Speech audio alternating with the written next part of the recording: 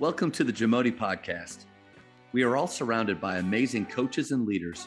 So let's get an inside look at not just what they do, but how they do what they do. After all, becoming the best versions of ourselves is JAMODI, just a matter of doing it. Coaches, the JAMODI podcast is powered by Shoot 360.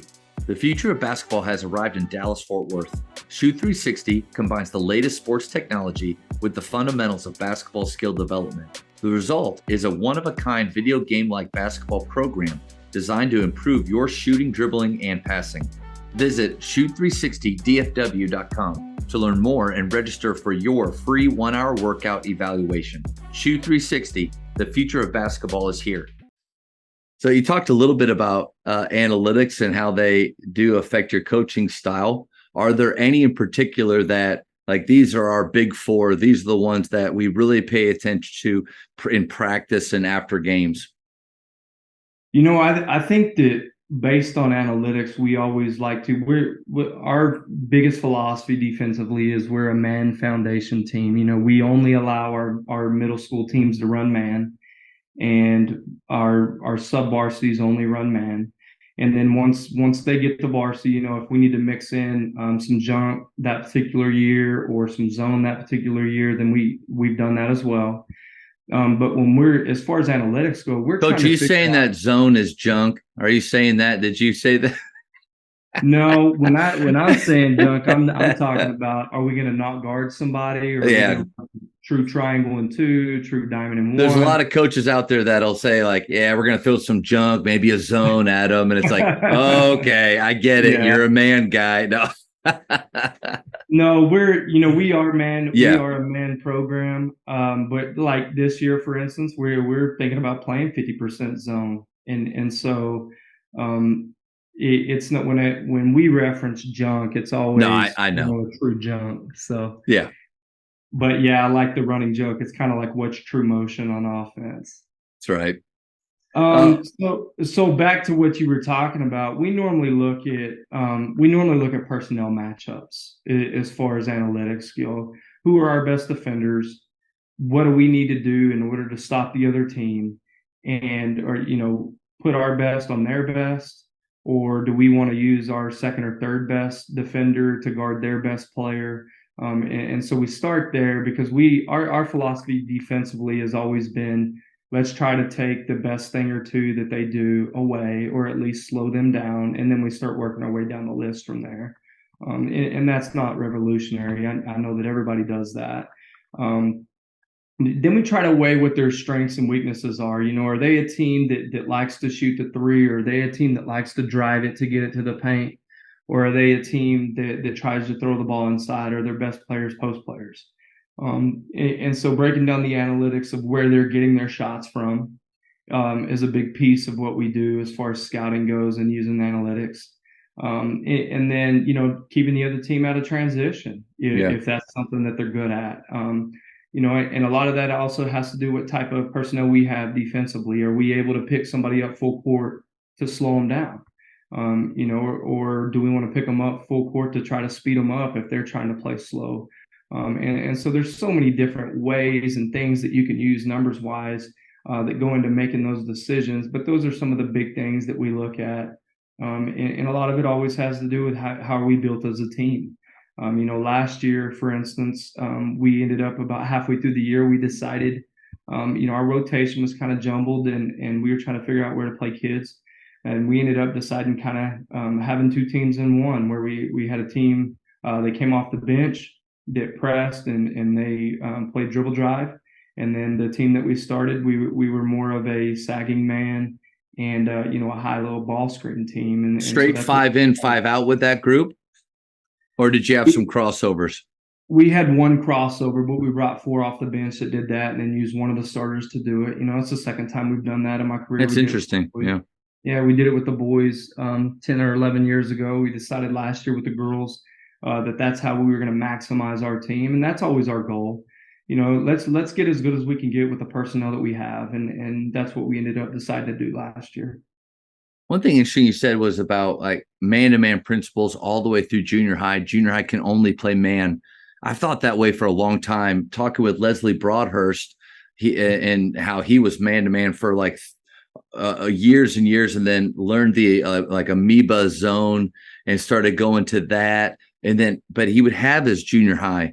I guess I'm looking for a little advice because our base now is a 3-2 pressure zone.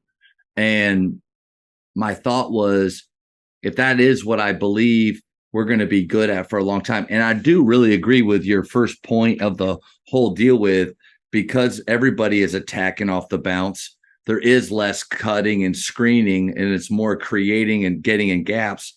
Let's take them out of what they work on 95% of practice by being in a zone. So I've seen it for 3.5 years now that's the truth. But my thought is I need to have our junior high running our zone so that they are comfortable coming up in it. But what are your thoughts on, should I keep them in man? Because I do believe man to man, like dribble drive is the offense behind every offense. Now, man to man is the defense behind every defense. What are your thoughts? Yeah, so one of the biggest reasons that we only play man with our sub-varsities and our junior highs is offensive development also. So every day, our whole practice is built around, you can play 3-on-3, you can play 4-on-4, and trying to develop some offensive firepower outside of our best 1 or 2 players. And so that's one of the biggest reasons that we only play man exclusively. But I can't argue with the fact of we've definitely tinkered with the idea of allowing our junior high to play some zone, allowing our sub-varsities to play some zone for the reasons that you just mentioned. The game's moving away from pass and cut, pass and screen, those type of things, to more of a spread it out and play. And so that's something we're going to continuously look at as we move forward. But one of the things that you just said a while ago, I think also is another big reason that we play man, and that's to make sure that if you can play good man defense, we feel like we can teach you to play a good zone defense with the same principles. The zone that we're putting on this year with our older kids, it's been way easier to teach because they already understand if you're on, if you're away from the ball, if you're on help side, you got to be ready to rotate, whether it be stop the dribble or help the helper or whatever it is.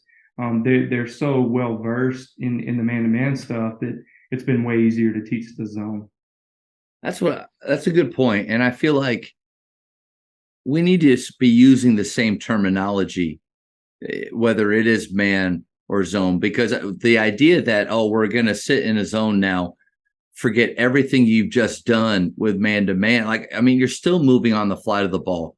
You still have to be on their shoulder to take away what we would call 7, an open jump shot. You still have to be in gaps, 2 pass away. You still have to be on the wall in the paint. But there is this almost a disconnect of, like, in man to man, we grind, and then in a zone, we stand and watch. I think if you can teach a zone like you teach man to man, that thing's going to be dynamic. And on the fly of the ball, you're going to be 5 people. You're going to see 5 people moving like a flock of birds do. Yeah, that's a great point. If you can get them to intermingle and to where the terminology is the same and you're kind of teaching the basic principles the same, I think it makes it easier to bounce back and forth.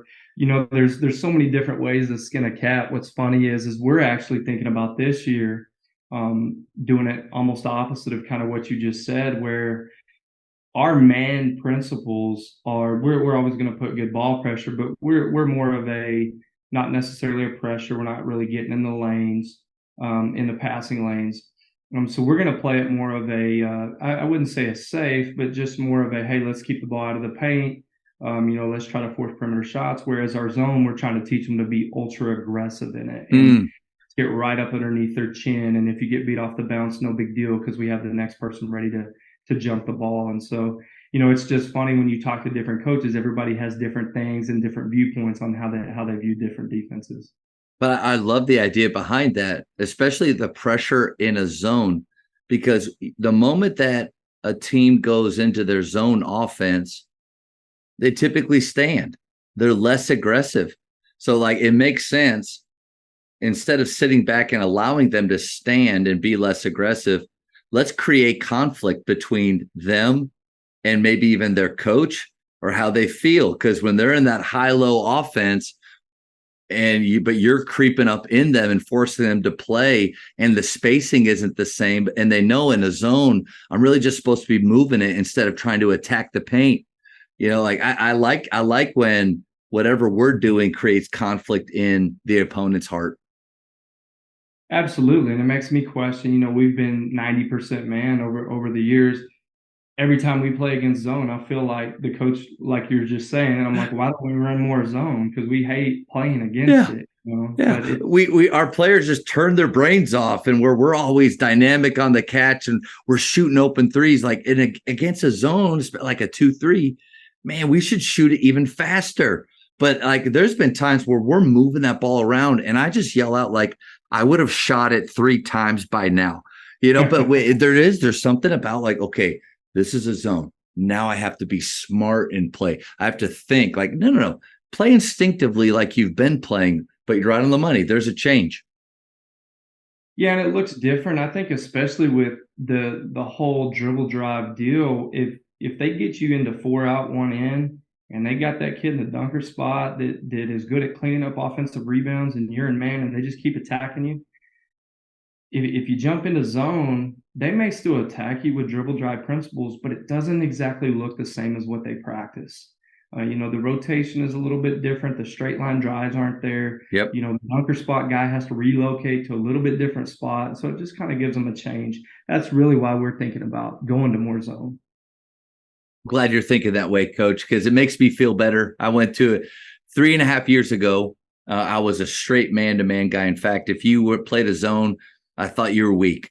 And that was and we're going back and forth from full court man to pack line. When we went pack line, we saw that our scores did this. They just nosedive down, and we want to play more up tempo offense and pack line defense. That's a hard mix for high school players. And I was at church, and I saw one of the Birdville assistant coaches, and we were talking, asked him how his year went. And he said, "Oh, we're about 7-1 right now. This zone we're running, it's really good." And I thought, "Oh, okay."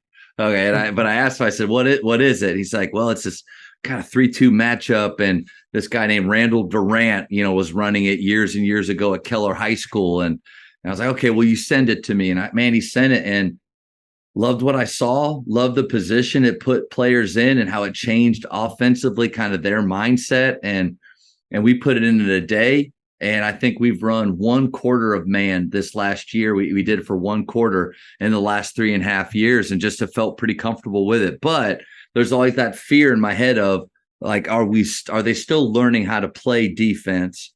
Which what I believe is man-to-man principles. But then going back to your point and what we've discussed, I think it doesn't really matter what you're playing as long as you're using that terminology that gets them moving quick, making quick decisions.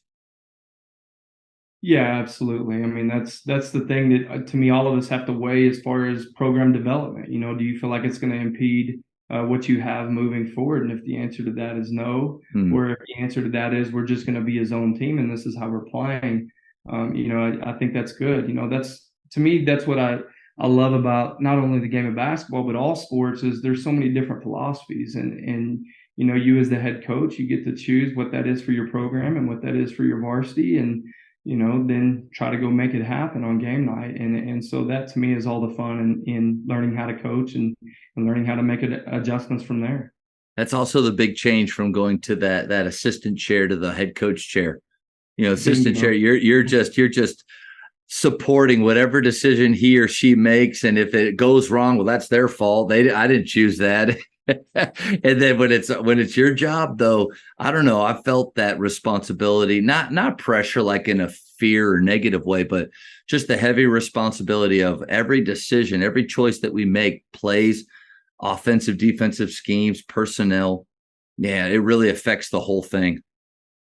Yeah, absolutely. And to that point, I think it took me a year or two as a head coach to figure out, at the end of the game, at the end of the season, it's did you win, did you lose? That's it. There is no but. There is no there is no justification for losing or any excuse for losing. When you're the head coach, it's simply all of these decisions that you made. Did it lead to a positive or did it lead to a negative? Did you win or did you lose? And having that responsibility and that burden on you without being able to give an explanation or without using it as an excuse, I mean, that's something that to me as a head coach, it took me a year or two to learn that at the end of the day, it's did you win, did you lose? And that's it. There is no more next sentence. And perspective is the word, right? We want our players to never think that like they're never as great as they think they are. They're never as bad as they think they are. I think that's really important for coaches to remember too, because I know you're probably the same way, even though you've had a lot more success, wins and losses and state tournament success than I ever will. But I think coaches struggle with perspective, because where things are going really well and we're winning, we may turn a blind eye to some of the mistakes and some of the areas that we still need to improve. And then when we're losing, we may think that the whole thing's going down. So there is a lot of, we want our players to be mentally tough, process-based, think about what's next in front of them, have a short-term memory, but we have to have that as well. Thank you for checking out today's episode. Please take a moment to subscribe to this podcast, share it with your fellow coaches, and find us on social media for what's coming up next on the JAMODI podcast. It's just a matter of doing it.